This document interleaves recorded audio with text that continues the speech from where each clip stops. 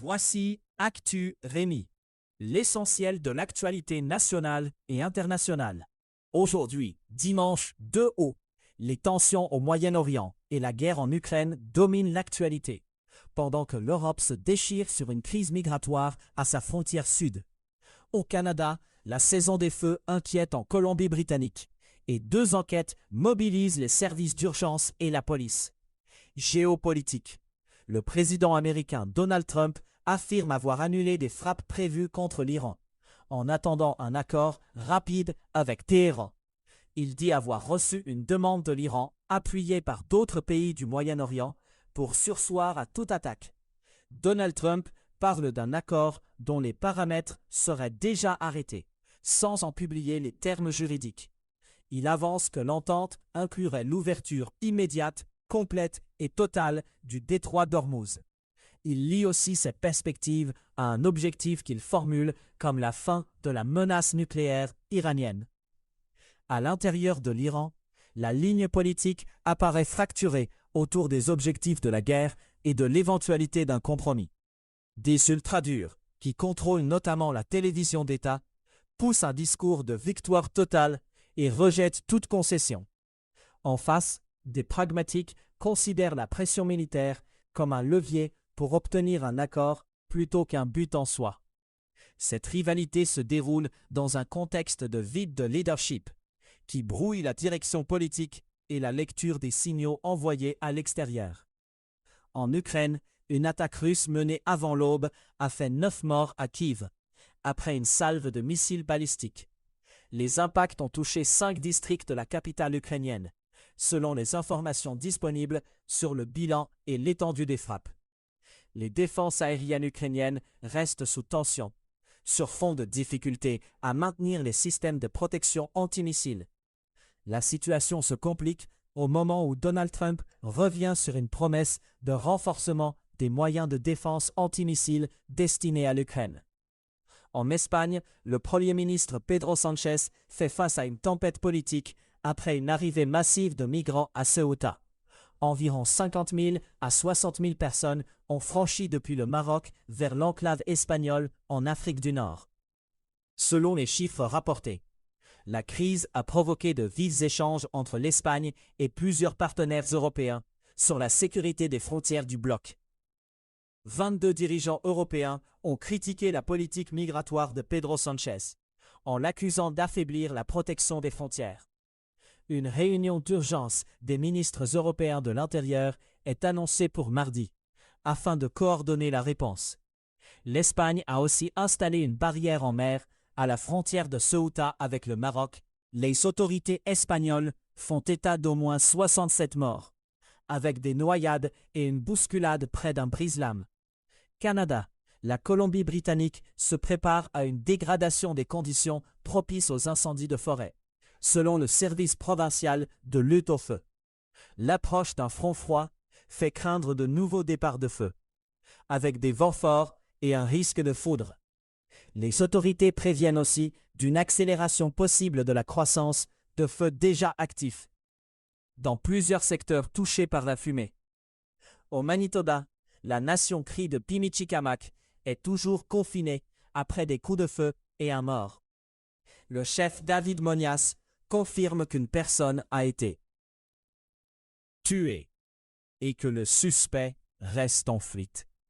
La mesure de confinement vise la communauté de Cross Lake dans le nord de la province, pendant que les recherches se poursuivent. À Montréal, la police enquête sur un incendie jugé suspect dans un restaurant cachère. Le feu a éclaté durant la nuit dans l'arrondissement Côte-des-Neiges, Notre-Dame-de-Grâce. Les pompiers ont arrosé un bâtiment commercial endommagé, pendant que les enquêteurs cherchent l'origine et les circonstances de l'incendie. Science. Les astronomes multiplient les annonces de missions et de résultats qui repoussent l'exploration du système solaire et des origines du cosmos. Parmi les objectifs évoqués figure l'idée d'envoyer des humains sur Titan, la grande lune de Saturne. Titan concentre l'attention parce qu'il s'agit d'un monde distinct, souvent étudié pour ses conditions et sa chimie particulière.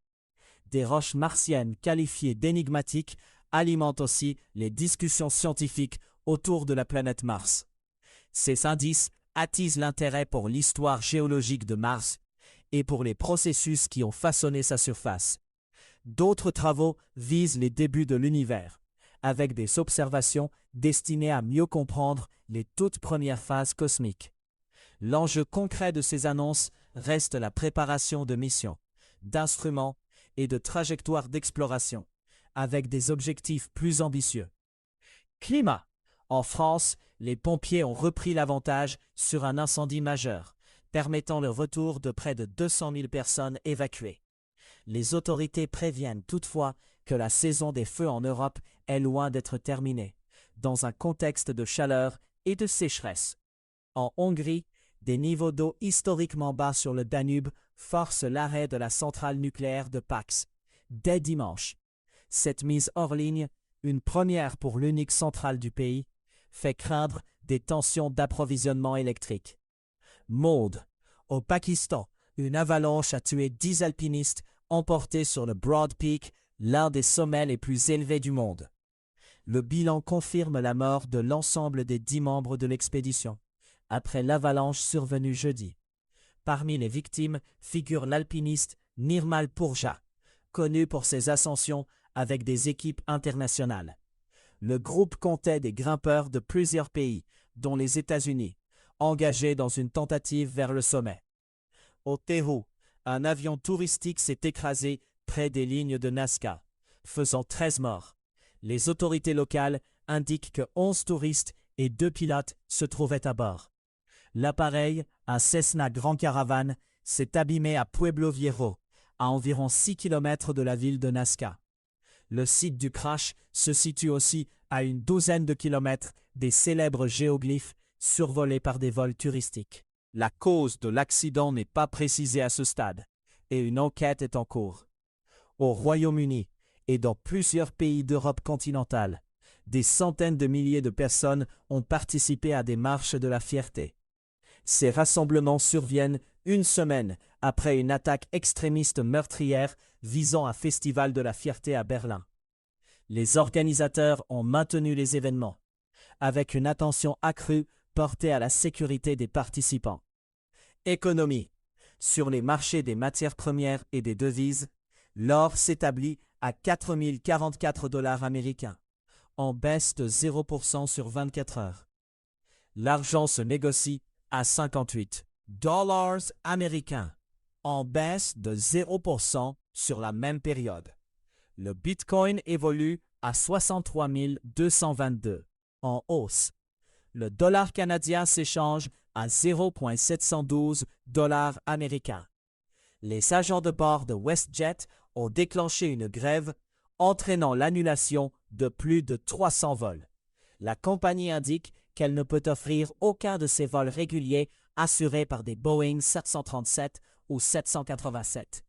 Cette interruption touche directement le réseau principal du transporteur et désorganise les déplacements de nombreux passagers. Aux États-Unis, l'accès ultra rapide aux messages de Donald Trump sur Truth Social est désormais vendu sous forme d'abonnement. Le service, baptisé Truth API, est annoncé à 100 000 $ par mois. L'objectif commercial consiste à fournir aux opérateurs financiers un accès à haute vitesse aux publications présidentielles. Ces publications peuvent provoquer des réactions immédiates sur les marchés, lorsque Donald Trump se prononce sur la politique économique ou internationale. Dans le football, le président de la FIFA, Gianni Infantino, renonce à un plan d'investissement lié à l'équité autour de la Coupe du Monde. Il justifie ce recul par les divisions provoquées par le projet, après une réaction négative majeure en interne. Gianni Infantino affirme avoir entendu les points de vue et conclut que la fracture créée n'est plus compatible avec l'objectif annoncé. À savoir aujourd'hui, le 2 août 1990, l'Irak envahit le Koweït, déclenchant la crise du Golfe.